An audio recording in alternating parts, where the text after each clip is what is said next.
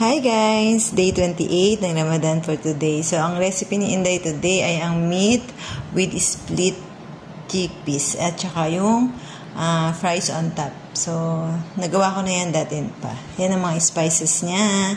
Tsaka yung saffron. Ito yung may partner na white rice with yellow rice on top. Ayan guys. So, mag-i-start na si Inday dahil medyo matagal na palambutin ang ating karne.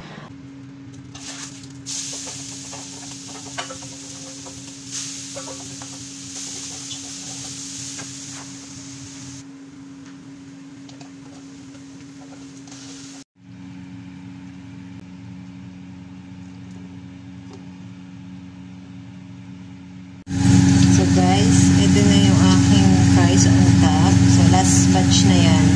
Ito na yung mga na-fry ko. Diba? So ito last batch na.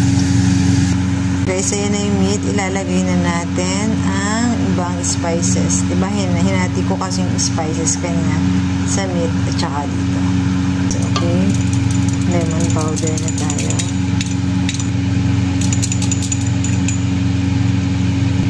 Ganyan ang saparan.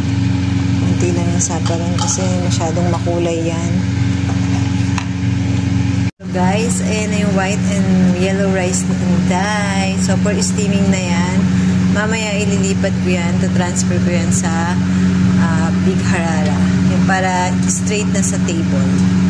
Ayan. Guys, ayan na yung rice. White rice with yellow. Okay. So guys, ayan na yung aking lomi curry. Okay. So, on the way na yan later.